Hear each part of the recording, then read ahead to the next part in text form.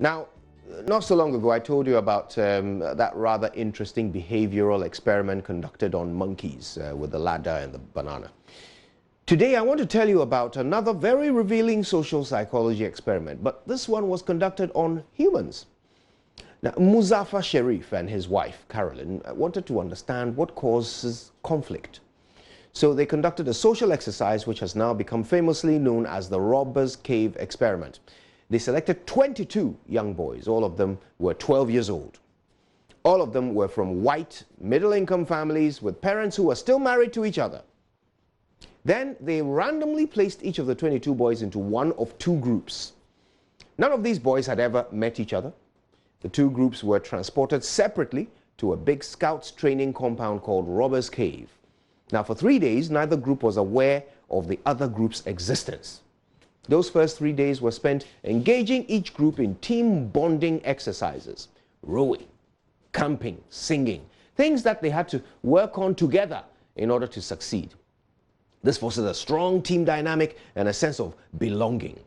One team picked a name for their team. They called themselves the Rattlers. They wrote it on their t-shirts and on their bags and on property. The other team named themselves the Eagles and made a flag to symbolize their team. Each team was eventually made aware of the existence of the other team and the fact that that team was also using the same facilities. On the third day, Sherif introduced the teams to each other by causing them to both turn up at the canteen at the same time. He then made them draw straws to decide which of them would eat first. This introduced competition into the dynamic, competition for scarce resources, and competition sowed the seed of hostility. Each group saw themselves as the ones with the sole right to all the facilities because they thought they got there first. To each team, the other group was abusing the facilities while they were putting them to good use. Over the next few days, the two teams were constantly pitched against each other in competitive games with attractive prizes like trophies and favorite meals, uniforms and switchblades and flashlights and so forth. The teams competed in tug-of-war, baseball, swimming, tent pitching, with the winning team sweeping all the prizes and the losing team going away with nothing. Over the next few days, the competition was increased and the hostility grew with it. Name-calling escalated to nasty proportions, and each team developed an automatic mistrust for their opponents. They mounted surveillance on each other. They took every opportunity to report their opponents to the authorities for every infraction they uncovered. Individual team members were willing to undertake increasingly risky activities as long as it would negatively affect their opponents. The Eagles planted their flag on the playing field and warned the Rattlers not to remove it.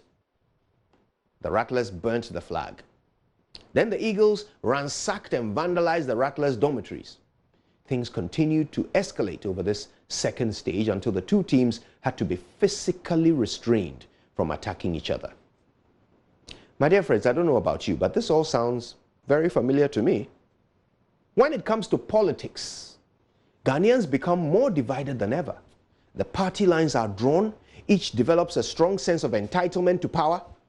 Name-calling escalates. Foot soldiers take risks to destabilize the competition. And everyone develops this attitude that there can't be anything good about a person who would choose to belong to an opposing party.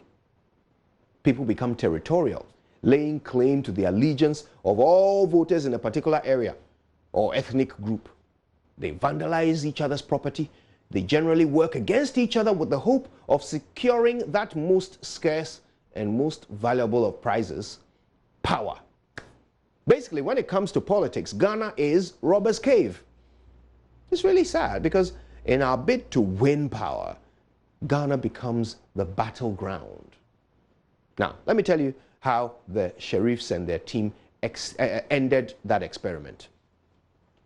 They created a blockage in the pipe from the water tank.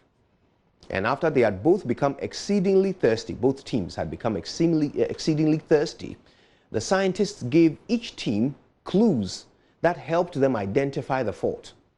Both teams converged on the pipe and started shouting suggestions of how to remove the blockage. Eventually, The two teams worked together to get it out. And they all cheered and rejoiced together once the water started flowing again. Now, through the process, the scientists realized that when water became scarce for all, the previous priority of battling each other for victory was replaced with a new priority of battling together for survival. This observation had me thinking, my dear friends, I understand the tension that comes with political parties' efforts to win power, but this is our country, our Ghana.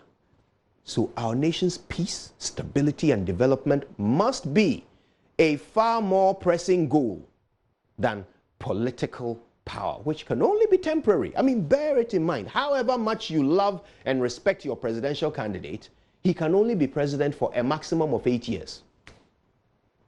Then someone else will come along for you to idolize. The one thing that will remain after all this is our country, Ghana.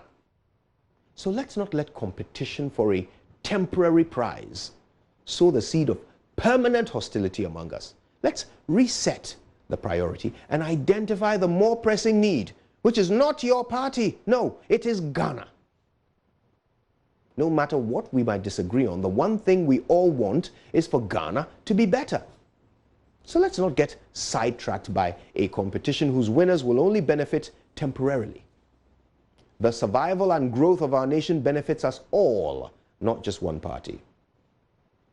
So is that not a better goal to strive for? We were born on the same team, people. Any other division we create is temporary and artificial. Remember, when you look at your fellow Ghanaian and you see an enemy, we all lose. My name is Kojo Yankson and I'm Team Ghana for life.